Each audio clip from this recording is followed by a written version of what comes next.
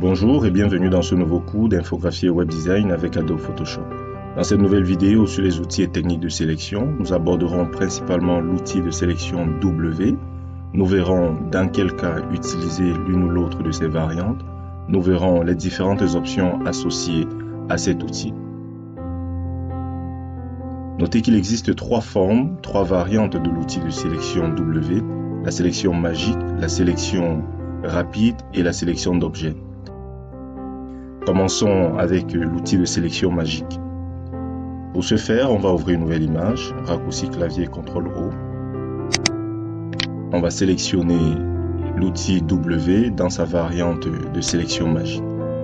La variante de sélection magique permet de sélectionner des couleurs dans une zone en fonction d'un certain niveau de tolérance.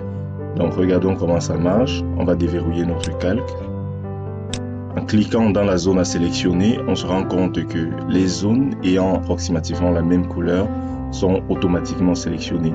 La quantité de couleurs autorisées ou la quantité de couleurs sélectionnées dépendra de la valeur de tolérance associée. Désélectionnons tout ça, raccourci clavier CTRL-D. On va augmenter la tolérance, on va demander à notre outil d'être plus tolérant, allons à 40 par exemple, et réappliquons notre outil. On se rend compte que la nouvelle zone sélectionnée est beaucoup plus grande que la zone sélectionnée précédemment. On a demandé à notre outil d'être plus tolérant dans les couleurs et c'est ce qui se passe. On va essayer une nouvelle fois avec une valeur de tolérance un peu plus grande. Raccourci clavier CTRL-D pour désélectionner, cette fois-ci, on ira à 50. En sélectionnant avec une valeur de 50, là on a un résultat beaucoup plus précis. Notez que les différentes options abordées précédemment avec les outils de sélection de base sont également applicables avec l'outil de sélection magique. Donc prenons notre option d'ajout et essayons de compléter les zones encore non sélectionnées.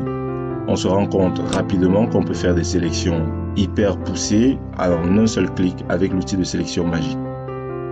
On va annuler tout ceci, raccourci clavier CTRL-D. Cette fois-ci, on ira sélectionner la deuxième variante de notre outil W, l'outil de sélection rapide. L'outil de sélection rapide, contrairement à l'outil de sélection magique, sélectionne des formes dans une zone. Donc, on clique dans un endroit, on maintient le clic et on déplace la souris. L'outil va détecter les différentes formes présentes et va créer des contours autour de ces formes-là. Désélectionnons tout ça, raccourci clavier CTRL-D. Avec cet outil, les options varient, les options ne sont pas similaires à ce qu'on avait précédemment. On a des options d'ajout, donc on peut rajouter, et on a l'option de soustraction qui nous permet cette fois-là de retirer des zones par rapport aux formes toujours. L'outil détecte les formes et les soustrait de notre sélection. On n'a pas d'option d'intersection avec cet outil-ci comme dans les autres. Toutefois, c'est possible de combiner cet outil avec les outils de sélection de base qu'on a observés précédemment. Par exemple, choisissons l'outil lasso, raccourci clavier L, et récupérons une intersection cette fois-ci. On pourra dessiner une forme polygonale dans notre espace de sélection et conserver uniquement l'intersection avec la forme précédemment sélectionnée. Annulons tout ceci, raccourci clavier CTRL-D, et revenons à notre outil de sélection rapide. L'outil de sélection rapide est basé sur un rayon. Donc, à ce niveau-ci, on a la possibilité de configurer le rayon de notre sélection. Vous verrez que en augmentant la taille de pixels, on a notre cercle de sélection qui grandit et en réduisant, on fait des sélections beaucoup plus petites. Ceci nous permettra de sélectionner des détails. Si d'entrée de jeu, on a un cercle relativement grand, et qu'on fait une sélection comme celle-ci, avec des imperfections à des endroits comme ici, on pourra zoomer sur notre image, nous positionner exactement à l'endroit où on va appliquer des corrections, et choisir cette fois-ci un rayon beaucoup plus petit, pour ne pas avoir à trop influencer les formes qu'on souhaite isoler dans notre image. Allons cette fois-ci explorer la troisième variante de notre outil W, la sélection d'objets. Raccourci clavier CTRL-O. On va ouvrir Digital Team cette fois-ci. On déverrouille notre calque et on choisit notre outil W dans son option de sélection d'objets. Cette variante de sélection d'objets nous permet d'isoler des zones et de sélectionner automatiquement les formes qui se trouvent à l'intérieur des zones qu'on a isolées. Prenons cette option rectangulaire et dessinons un rectangle sur notre image. Vous remarquez que l'outil a sélectionné la forme la plus prononcée à l'intérieur du rectangle qu'on a dessiné. Donc cet outil de sélection d'objets permet de sélectionner des objets à l'intérieur des zones qu'on a définies. On peut, comme vous l'avez remarqué, utiliser soit une sélection avec l'option lasso ou avec l'option rectangulaire. Explorons cette fois-ci l'option lasso. L'option lasso nous permet de définir des zones de manière libre. Comme on l'a vu avec l'outil lasso L, cette option nous permettra de dessiner des contours autour des zones que l'on veut sélectionner et l'outil se contentera de nous définir des contours par rapport aux formes. Donc regardons ça tout de suite. Voilà.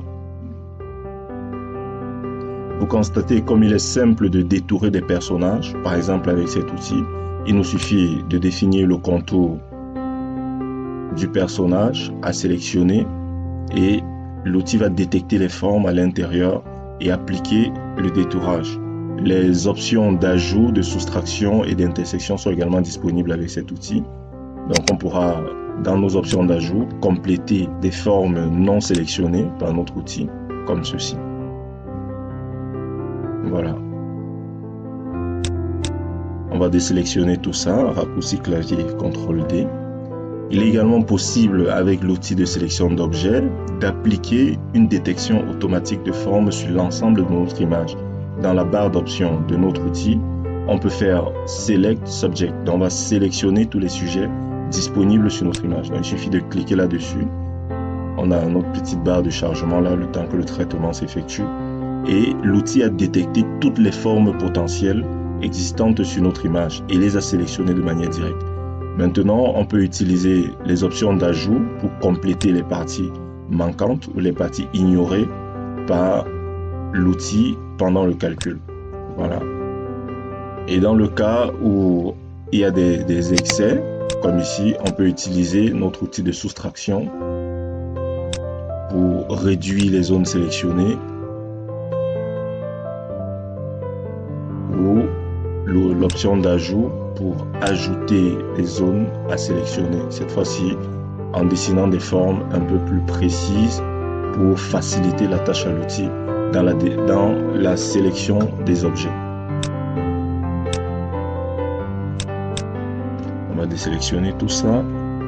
Raccourci clavier CTRL-D. Allons regarder ce qu'on peut faire d'intéressant avec ces outils. On va récupérer ce personnage de nouveau. Comme ceci. Voilà. Une fois la sélection effectuée, on va revenir au niveau de notre calque et on va appliquer le raccourci clavier CTRL-J pour dupliquer la sélection. Cette fois-ci, on peut annuler notre calque précédent et on se rend compte qu'on a isolé totalement un personnage. On peut, de façon très simple, changer l'arrière-plan de la photo. Donc, on va maintenir la touche CTRL enfoncée et on va cliquer sur le bouton d'ajout d'un nouveau calque. La touche CTRL enfoncée lorsqu'on ajoute un nouveau calque permet d'ajouter le calque en dessous du calque sélectionné. Par défaut, l'ajout se fait au-dessus, comme vous le remarquez, et en maintenant la touche CTRL enfoncée, le calque se crée en dessous. On va utiliser notre outil pot de peinture G et cette fois-ci on va faire un remplissage de notre arrière-plan. On peut mettre un pot de peinture en noir ou en jaune par exemple. Voilà, c'était tout pour l'outil de sélection W. On a vu comment sélectionner en fonction des situations, des zones particulières de notre image avec les différentes variantes de notre outil W. On a vu les différentes options qui sont applicables à chaque outil, la tolérance avec l'outil W, les options d'ajout et de soustraction avec l'outil de sélection rapide et on a vu les options lasso et rectangle avec l'outil de sélection d'objets. Retrouvons-nous dans la prochaine vidéo. Cette fois-là, on verra comment faire une sélection plus poussée. On verra comment utiliser l'outil de sélection magique pour sélectionner des parties assez complexes dans nos images